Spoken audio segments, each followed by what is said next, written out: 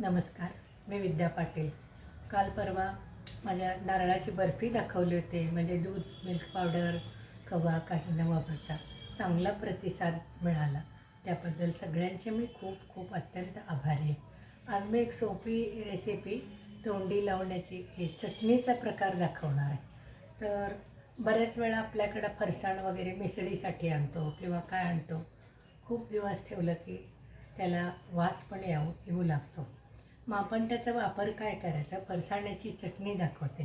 तोंडी लावायला करा, चपाती भाकरी बरोबर, ब्रेडला लावायला असं उपयोगी होतो.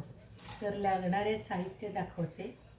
थोडंसं सुकं खोबरं आहे, लसूण सोलून घेतले, लाल मिरची पावडर आहे, जिरे थोडेसे आहेत आणि हिंग, मीठ.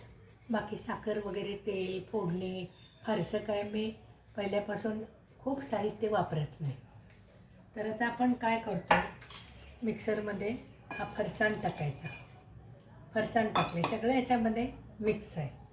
खोबरं सुकं भाजून ठेवलेलं आहे. आता लसूण घातले, तिखट तुमच्या आवडीप्रमाणे आहे. आम्ही थोडं तिखट खातो म्हणून मी घातले.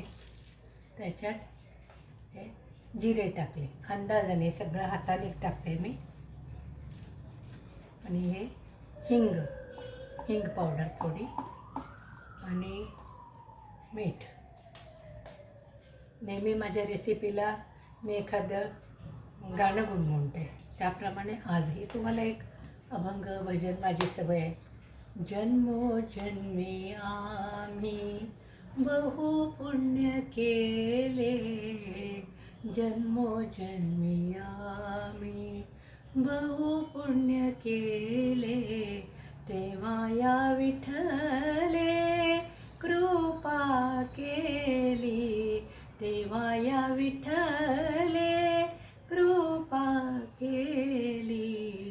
जन्मोजन्मी आम्ही, जन्मोजन्मी आम्ही बहु पुण्य केले, तेव्हा या विठ्ठले कृपा केली, जन्मोजन्मी आम्ही. आजचं रेसिपी लवकर होणार आहे, कारण मिक्सरवरच होणार आहे ही चटणी. फक्त चालू करून तुम्हाला 2 मिनटात मी दाखवते. हे पहा, इतकं सुंदर चटणी. तुम्ही त्याला पाहिजे तसं बारीक किंवा मोठं हे तुमच्या मर्जीवर आहे. खूप सुंदर चटणी. ब्रेडवर वापरा, तोंडी लावायला वापरा, दही घालून वापरा, पराठ्याबरोबर खाऊ शकता. फरसाण्याची चटणी.